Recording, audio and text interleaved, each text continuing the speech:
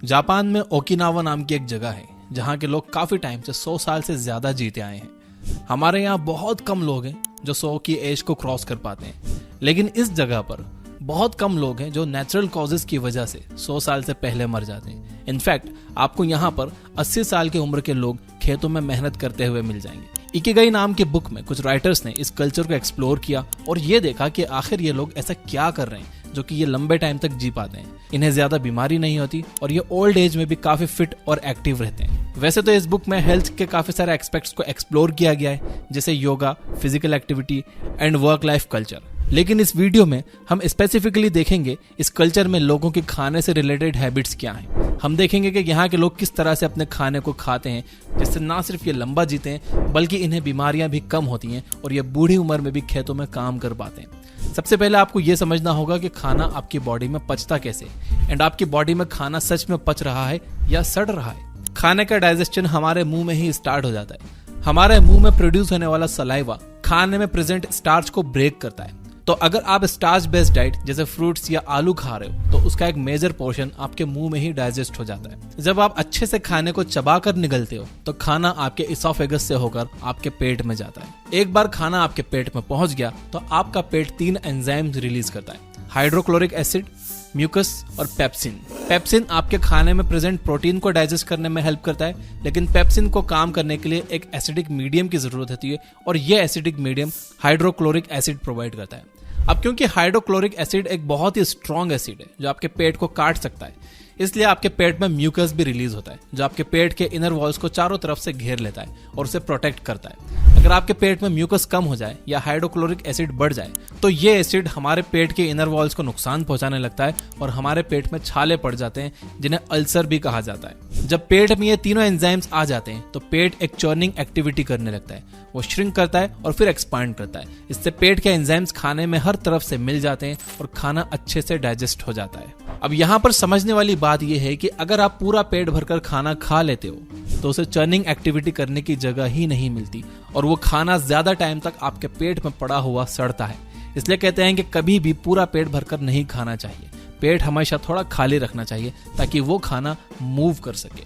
पेट में 4-5 घंटे तक रहने के बाद आपका खाना वहां से निकलता है और फिर स्मॉल इंटेस्टाइन में जाता है। यहाँ उसकी मुलाकात बाइल जूस से होती है जो कि आपके लीवर में प्रोड्यूस होता है। बाइल जूस आपके खाने में प्रेजेंट फैट को डाइजेस्ट करता है।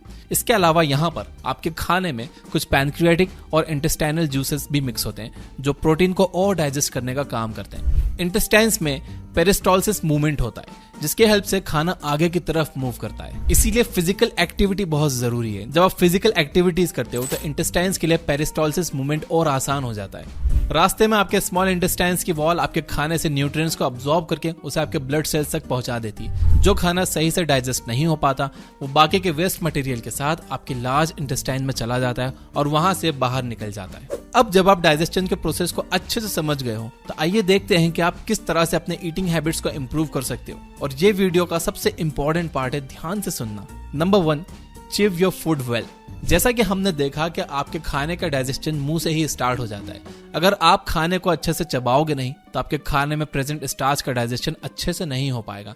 इसके अलावा हमने देखा कि आपका पेट एक चर्निंग एक्टिविटी करता है जिससे पेट के सारे एंजाइम्स फूड में अच्छे से मिक्स हो जाते हैं। इमेजिन करो कि आपने अपने खाने को अच्छे से नहीं चबाया और आपके पेट में कुछ सॉलिड फूड पार्टिकल्स चले गए। ऐसे में वो एंजाइम्स आपके खाने में अच्छे से मिक्स नहीं हो पाएंगे और वो सॉलिड फूड अच्छे से डाइजेस्ट नहीं होगा। इसके साथ ही वो आपके स्मॉल इंटेस्टाइन में भी अच्छे से अब्सॉर्ब नहीं होगा, यानी आपको उस खाने में मौजूद जो न्यूट्रिएंट्स मिलना चाहिए थे वो मिलेंगे ही नहीं। तो आपका उसे खाने या ना खाने का कोई फायदा ही नहीं हुआ। इसलिए अपने खाने को हमेशा अच्छे से चबाकर खाइए। ओकिनावा आइलैंड के लोग 1 घंटे तक बैठकर खाना खाते हैं। आयुर्वेद के अकॉर्डिंग आपको अपने खाने को कम से कम 32 बार अच्छे से चबाना चाहिए ताकि सारे सॉलिड पार्टिकल्स ब्रेक हो जाएं और उसमें सलाइवा अच्छे से मिक्स हो जाए। यानी एक तरह से आपको अपना खाना खाना नहीं चाहिए बल्कि पीना चाहिए। आपको अपना खाना इतना चबाना चाहिए कि वो आपके मुंह में ही एक लिक्विड बन जाए। नंबर 2, डोंट ओवर ईट। हमें लगता है कि ज्यादा खाने से हमारे अंदर ज्यादा एनर्जी रहेगी और हम हेल्दी रहेंगे, लेकिन ऐसा नहीं है। इकिगाई में कहा गया है कि आपको अपना खाना सिर्फ 80% कैपेसिटी तक खाना चाहिए। हमने देखा कि आपके पेट में एक चर्निंग एक्टिविटी होती है जिससे आपके पेट में मौजूद एंजाइम्स आपके खाने में मिक्स हो जाते हैं। इमेजिन कीजिए कि आपका पेट पूरी तरह से खाने से भरा हुआ है और उसमें बिल्कुल स्पेस नहीं है। ऐसे में आपके पेट को चर्न करने में प्रॉब्लम होगी, उसमें एंजाइम्स अच्छे से मिक्स नहीं हो पाएंगे एंड आपका खाना पचेगा नहीं बल्कि सड़ेगा। एंड जब खाना सड़ता है तो हमें एसिडिटी होती है, मुंह से बदबू आने लगती है। इसलिए आप कभी भी पूरा पेट भरकर मत खाओ। Number 3, don't drink water after eating food. अगर आपने बचपन में रसना पिया है तो आपको पता होगा कि उसमें एक लिमिट तक पानी डालते हैं। अगर आप उसमें बहुत ज्यादा पानी डाल दोगे तो उसका टेस्ट फीका हो जाएगा। पानी हर चीज को डाइल्यूट कर देता है और उसे कम इफेक्टिव बना देता है। दूध में पानी मिलने से वो पतला हो जाता है और एसिड में पानी मिलने से वो कम इफेक्टिव हो जाता है। जैसा कि हमने देखा कि हमारे पेट में काफी सारे एंजाइम्स रिलीज होते हैं, तो जब हम खाने के ठीक बाद पानी पी लेते हैं तो हमारे ये सारे एंजाइम्स डाइल्यूट हो जाते हैं, उनका असर कम हो जाता है, जिससे हमारा खाना सही से डाइजेस्ट ही नहीं होता। आयुर्वेद में बताया गया है कि खाने के बाद हमारे पेट में जठर अग्नि जलती, जिससे खाना पचता है। अब अगर आप पानी पी लोगे तो वो अग्नि तो बुझ जाएगी, फिर खाना पचेगा नहीं, सड़ेगा।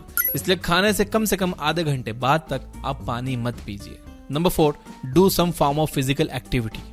ओकिनावा के लोग लंबे टाइम तक फिट रहने के लिए काम नहीं करते, वो लोग काम करते हैं इसलिए वो लंबे टाइम तक फिट रहते हैं। वहां के लोग आज भी अपने डेली काम को करने के लिए टेक्नोलॉजी का यूज नहीं करते, वो अपने हाथ से काम करना पसंद करते हैं। हमारी जनरेशन की प्रॉब्लम यह है कि हम सारा दिन बैठे बैठे निकाल देते हैं। इस वजह से हमारा ब्लड सर्कुलेशन खराब हो जाता है, हमारे इंटेस्टाइन्स में पेरिस्टोलिसिस मूवमेंट भी नहीं हो पाता। इससे हमारे खाने को आगे मूव करने में प्रॉब्लम होती है, जिससे वो खाना टाइम पर प्रोसेस ही नहीं हो पाता। इसलिए जरूरी है कि आप दिन भर में थोड़ा फिजिकल एक्टिव रहने की कोशिश करो।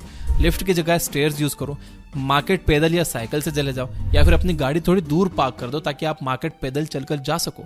अगर आप अपने फोन में कुछ टाइम पास कर रहे हो तो टहलते टहलते हुए कर लो यार, बेड पर लेट कर नहीं।